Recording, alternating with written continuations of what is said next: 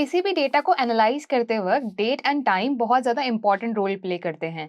जैसे कि अगर हम स्विगी या जोमेटो का एग्जाम्पल ले लें तो आप किस टाइम पे खाना ऑर्डर कर रहे हो, किस दिन खाना ऑर्डर कर रहे हो, जैसे कि साल में किस मंथ में आप ज़्यादा खाना ऑर्डर करते हो, या फिर हम मंथ में वीकली भी बात करें तो किस दिन लोग ज़्यादा खाना ऑर्डर करते हैं, और वीकेंड है या फिर वर्क डे है, वीकेंड भी अगर है तो वीकेंड में भी किस टाइम पे लोग ज़्यादा खाना ऑर्डर कर रहे हैं। इन पैटर्न्स को समझना ज़रूरी है ताकि फ्यूचर को प्रिडिक्ट करते हुए रेस्टोरेंट्स तक ये डेटा पहुंचाया जा सके एंड वो एडवांस में ही प्रिपरेशन स्टार्ट कर सके। तो इसीलिए आज हम सीखने वाले हैं कि पावर बीआई के अंदर हम डेट एंड टाइम टूल का किस तरह से यूज कर सकते हैं।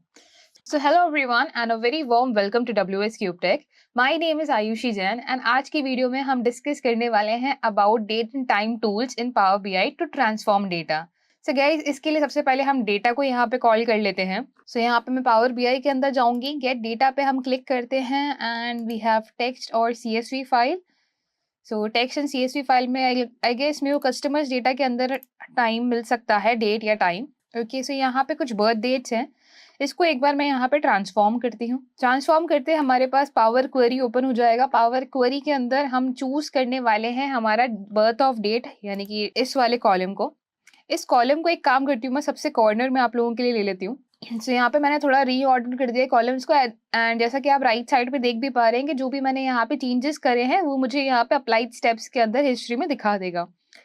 वंस हमने बर्थ डेट यहाँ पे ले लिया, बर्थ डेट के बाद अब यहाँ पे एक इशू हो सकता है इसको ट्रांसफॉर्म करते टाइम कि हमारे पास, आप यहाँ पे देखेंगे पावर बीआई के अंदर हमारे पास होता है कि डेट, मंथ एंड ईयर, इस तरीके का फॉर्मेट होता है। बट यहाँ पे आप देखोगे कि यहाँ पे पहले मंथ आ रहा है, देन 14 यहाँ पे डेट है ऑब्वियसली, क्योंकि 14 मंथ नहीं हो सकता है, देन उसके बाद यहाँ पे ईयर आ रहा है। तो इसके लिए हम यहाँ पे क्या कर सकते हैं, आप यहाँ पे इसे जाएंगे, चूज करेंगे, उसके बाद हम ट्रांसफॉर्म में चलते हैं।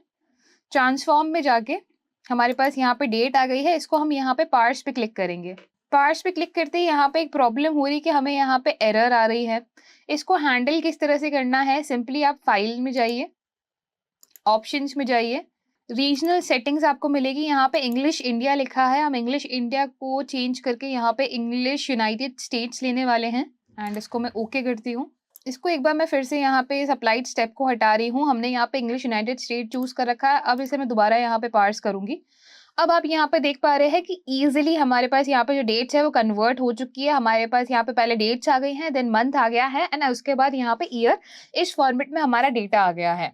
सो अगर आप डायरेक्टली यहाँ पे पार्स करते हो तो यहाँ पे एरर्स आएंगी। क्यों एरर्स आएंगी? क्योंकि वो डेट, मंथ एंड ईयर के फॉर्मेट में डेटा नहीं ले रहा है।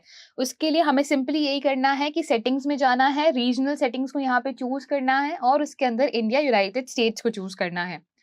वंस आपने ये कर लिया, अब हम यहाँ पे डेट पे आप क्लिक करेंगे तो आप देखेंगे कि आपके पास जो दूसरे ऑप्शंस है वो सारे यहाँ पे अब आपको दिख रहे हैं। जैसे कि अगर आपको यहाँ पे एक नया कॉलम क्रिएट करना है तो मैं यहाँ पे एक ऐड कॉलम पे जाती हूँ। इस चीज का दोबारा मैं बता रही हूँ, यहाँ पे ध्यान रखिएगा कि ट्रांसफॉर्म का मतलब होता है कि आप उसी कॉलम को ट्रांसफॉर्म कर रहे हो, और ऐड कॉलम का मतलब होता है कि जो भी ट्रांसफॉर्म हुआ डेटा है, जो भी आपने इस कॉलम के अंदर ट्रांसफॉर्मेशन लगाए हैं, वो एक नए कॉलम के अंदर ऐड हो जाएंगे। सो ऐड कॉलम में हम चलते हैं। दोबारा से मैं यहाँ पे डेट दिखाती हूँ। एज अगर हम यहाँ पे निकालते हैं तो मुझे यहाँ पे एज मिल जाएगी, बट ये एज मेरे को आई गेस आवर्स के फॉर्मेट में मिल रही है, तो हम हमारे लिए उस केस में ड्यूरेशन यहाँ पे काम आएगा कि इसको हम यहाँ पे ईयर्स में कन्वर्ट कर दें। तो टोटल ईयर्स आप यहाँ पे ले सकते हो। आपके पास यहाँ पे और भी काफी सारे ऑप्शन है, आप डेज में भी इनको डिफाइन कर सकते हो। तो एक्चुअली यहाँ पे नया कॉलम, अच्छा डेज के फॉर्मेट में ही ये डेटा आ रहा है। तो यहाँ पे नया कॉलम इसलिए बन गया क्योंकि मैं यहाँ पे अभी ऐड कॉलम पे ही हूँ। इसी डेटा को ट्रांसफॉर्म करते हैं। ट्रांसफॉर्म करके वापस से मैं यहाँ पे ड्यूरेशन को चूज करूंगी एंड टोटल ईयर्स हम कैलकुलेट करेंगे। तो अब आपको यहाँ पे दिखेगा 56.82387671, इस तरह से ईयर्स दिख रहे हैं। राउंड ऑफ वैल्यू की अगर हम बात करें तो हम यहाँ पे वही चीज जो हमारा मैथ के टूल्स है वो हम यहाँ पे लगा सकते हैं। तो उसके लिए अगेन हम यहाँ पे ट्रांसफॉर्म पे ही हैं, एंड मैथ टूल में हमारे पास यहाँ पे राउंडिंग है। राउंडिंग डाउन हम यहाँ पे लेते हैं क्योंकि अगर हमारी एज जैसे मान लो कि 20.9 है, जैसे कि 20 ईयर्स एंड 9 मंथ्स हो गए हैं, तो लोग अपनी एज 20 ही बताते हैं यूजुअली, मतलब स्पेशली गर्ल्स। तो इसलिए हम राउंडिंग डाउन की तरफ कर देते हैं कि अगर 56 पॉइंट समथिंग है तो हम उसको 56 रखेंगे। अगर हम राउंडिंग अप करते तो 56 पॉइंट जो भी वैल्यू होती वो 57 बन जाती। ठीक है, तो हम यहाँ पे 56 ही इसको रखेंगे। इस तरह से हमारे पास यहाँ पे ईयर्स के फॉर्मेट में सबकी एज निकल के आ गई है।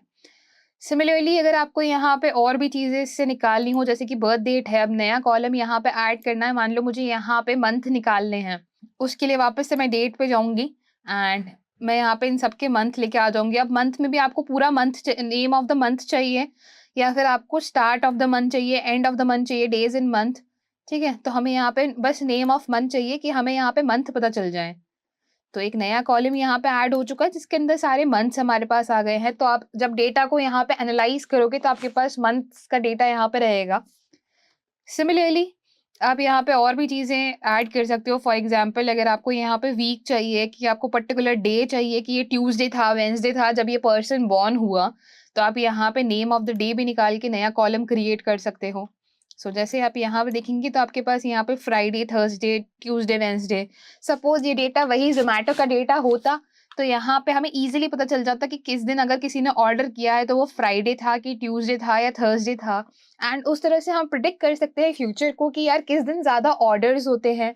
और सिमिलरली हम यहाँ पे टाइम भी निकाल सकते हैं, जैसे कि अगर हमारे पास ऑर्डर का टाइम होगा तो हम वहाँ पे उस डेटा को उस तरह से भी एनालाइज कर सकते हैं कि किस टाइम पे ऑर्डर्स ज़्यादा हो रहे हैं। Guys, we are announcing cohort 3 right here with a lots of upgradations from cohort 1 and cohort 2. इसमें हमने कुछ और नए इंडस्ट्री लेवल प्रोजेक्ट्स भी इंट्रोड्यूस किए हैं। तो अगर आप इस इनरोल करना चाहते हैं तो आप डिस्क्रिप्शन में दिए गए लिंक को चेकआउट कर सकते हैं या फिर आवर वेबसाइट www.wscubetech.com/data analytics पे भी जा सकते हैं और कोर्स की सारी डिटेल्स को चेकआउट कर सकते हैं। एनरोल नाउ गाइस, क्योंकि सीट्स है लिमिटेड एंड अपनी जर्नी को स्टार्ट करें with WS cube tech. See you in the cohort 3।